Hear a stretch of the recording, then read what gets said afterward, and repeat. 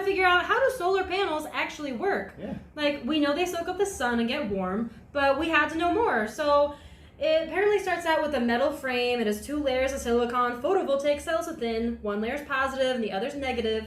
Photovoltaic refers, if you don't know, which I learned, is the process of light converting into energy using semiconducting materials. According to what I understand, the light hits the photovoltaic cells and causes the electrons to, as the applicable scientific terminology illustrates, get loose. Oh, yeah, every source we encountered made very clear that the scientific terminology involved was get loose. After they get loose with it, the electrons start moving around, causing an electrical current. Yeah, In 5 minutes, dummy terms. That's a very, very dumb explanation of that. But I do want to know, the energy does need to be converted if you want to power a house with it. It starts out as direct current, but you can snag an inverter to change it to alternating current. Or you might know the band ACDC to help remember that. Oh man, I think they only call them that in Australia? Oh man. Yeah, look it up. ACDC. Oh man, it's terrible because they call the Golden Arches Macas. So, what? No, I heard that before. It's pretty terrible. I didn't know that. But yeah, apparently Charles Fritz invented the first true solar panel in 1883, which again pisses me off to no end. I was born over 100 years later, and there may not have been a single solar panel within 5 miles of my birthplace. It doesn't make sense. It is really sad. But okay, to be fair, making solar panels was expensive, 1883. He coated a thin layer of selenium with an even thinner layer of gold. That is not a good excuse for me. This cheap little smartphone that I basically got as a cereal box prize contains a measurable amount of gold. Real, actual gold. Fort Knox filling. Gold!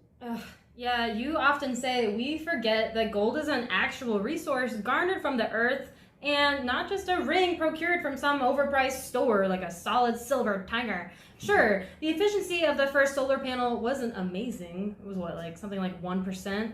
But still, you are harnessing the power of the sun? The sun. The sun. It's a whole miracle. Yeah. Even that 1% and the potential it represented caused a solar panel sensation.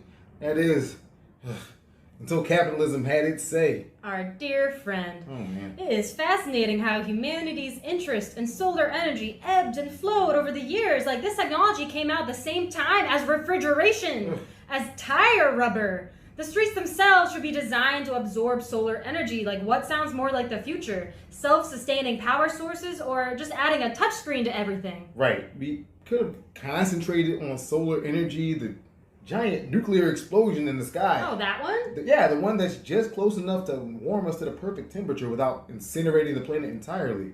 But instead, the people in charge of these things preferred to spend the next century burning dinosaur bones. Oh man, it's so backwards. And right, now all the worst people in the world control the oil supply, so our so-called leaders have to go. Dude. So here our so-called leaders go, begging war criminals and slave drivers for better prices on a world-destroying resource. Cool future, man. Cool. It's crazy to me. Frank Schumann, who invented the first large-scale solar power generator in 1913. What year is it again? He said in The Gray Lady in 1916, quote, "We have proved the commercial profit of sun power in the tropics, and have more particularly proved that after our stores of oil and coal are exhausted, the human race can receive unlimited power from the rays of the sun." Unlimited power from the rays of the sun. This man had this quote to share in public in 1916. What are you talking about? Here we are today with the nations of the world directly funding the war on Ukraine today and tomorrow because nobody thought free energy was a good idea.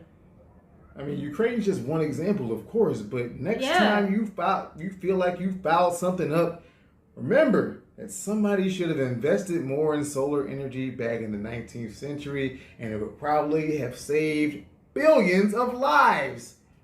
I guarantee you won't feel so bad. Well, you might, but for different reasons. All right, well, let's shift to any good news. Remember we were reading about that small town in Germany that was completely powered by solar energy? Oh, the solar settlement in Schleiberg? That's the one. Schreiber comprises, 60 homes into a community powered entirely by solar. 60? Come on. I know.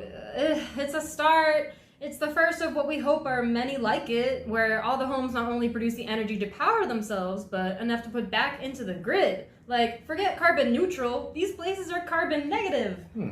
I mean, sure, that's interesting and cool, Yeah. but I wish it was more encouraging. We're talking about, 200 people here? I want to see this stuff at scale. I want solar-powered airplanes in cities. We've had 100-something years to get this right. How did so much progress get made on spaceflight and not properly utilizing our home star? It's wild. It's almost like airplanes are flying close to the sun and it would be easy to do that. It is utterly disappointing. Like, the first solar panels came out well before the first airplane, and it was seen as a replacement for coal, which they again understood even then was finite. Yeah, that's right. Below 16 tons, and what do you get? You get a better understanding of solar power's utility. Apparently not. As we mentioned, interest in the sun as a power source waxed and waned over the next century or so. A couple of global armed conflicts, a shortage here, a CIA-engineered coup there. Now, even today, solar panels are still these exotic things, like a curved computer monitor. Imagine owning a curved computer monitor and not one solar panel. Priorities just completely out of whack. Shoot, it's like nobody alive remembers the last time they were popular. But we're going to skip way ahead in history to 1973, where drawing power from a literal star became cool again. Skipped from 1913 to 1973 in this historical chronologue? It started back in 18-something, right? I mean, the last event was in 1913. But, Yeah. well, as venerated villain Winston Churchill once said, you can always count on Americans to do the right thing.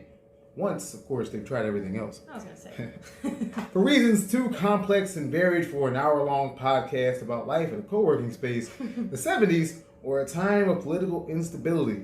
To shorten the story, there was a shortage of traditional fuel in the U.S. Remember you talked about gas rations? Yeah, hard times demanded action. Can you imagine only being able to get gas if your number of your car was even or odd and they decided the day? There would literally be riots. Yeah, there would be actual riots. We went over this in Hard Times. Check it out. We did. Check it out, episode 4. But yeah, hard times needed action, and that's when somebody reached into the junk drawer at the Pentagon or something and dusted off the solar power plans once more. Jimmy Carter famously put solar panels on the White House.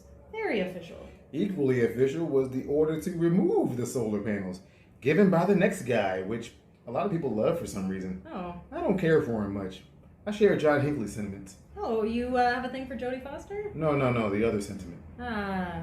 Well, my point is, we had a lot of chances in human history to not be in this position. Wait a second, who is we? It wasn't you. Damn sure it wasn't me. In fact, the solar power saga is one of the most consequential reminders of how we as a species are still not taking advantage of our human resources. Like, in the mid-1800s, some people were working on stealing energy from space, and others were chained up picking cotton by hand. It's really not fair to say that everyone had a chance to solve this problem. Yeah, you are absolutely right. We are definitely not using our full potential here. Like, if you're figuring out what you're going to eat that day or whether you get to sleep inside, you don't really have as much time to focus on the larger challenges of humankind, do you? Yeah, it's like that old movie myth that says people only use 10% of their brains. And if we could access our full power, we could fly and move things with our minds and turn into a flash drive or whatever. Imagine we could turn, 70% of human brain power towards solving our biggest problems. We'd probably be 500 years ahead of where we are now. 3D printing food and houses, eradicating mosquitoes from the planet without impacting their place on the food chain. Hey. Surfing the rings of Saturn for the Olympics. We might even have high-speed rail in the States. Oh. Yeah, but that's not the world we live in. Apparently, not only is it relatively rare to utilize solar power, in some places, it's illegal. Can you imagine? What lobbying groups in the U.S. have made solar power into a legal minefield? Generally speaking, in the best case scenario, you'll be allowed to sell the same electricity back to the power company at a discount. What sense does that make? I don't know. Worst case scenario, you'll have to live in Phoenix. Why would anyone live in Phoenix? This city should not exist. It is a monument to man's arrogance. Why